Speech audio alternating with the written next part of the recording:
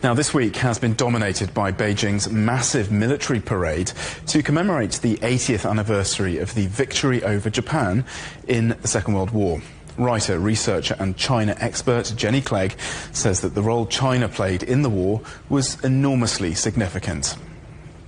China's role in World War II has been overlooked in the West. If you ask most people in this country, Britain, who won the war, they would say Roosevelt and Churchill. They'd avoid mentioning the Soviet Union, and they probably don't have a clue that China was an ally.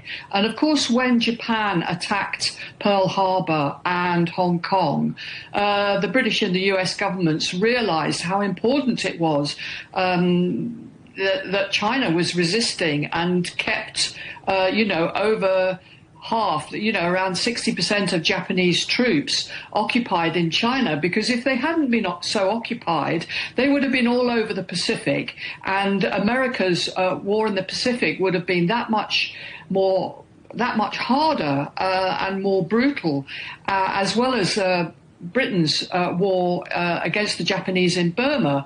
Had the Chinese people not kept up continual resistance, the outcome of the World War would not necessarily have been favourable, and indeed the war could have gone on considerably longer.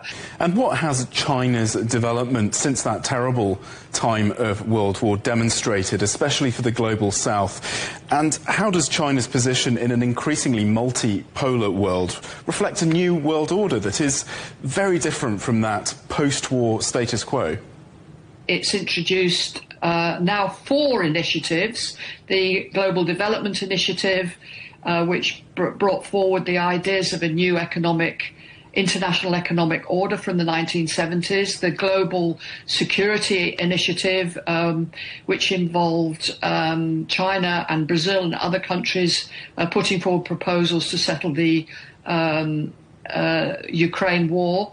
Then there's the Global Civilization Initiative, which really appeals to all countries to engage in dialogue and share their different conceptions of the world, rather than dividing into Cold War blocs. And we now have the Global Governance Initiative, which was unleashed at the Shanghai Cooperation Organization.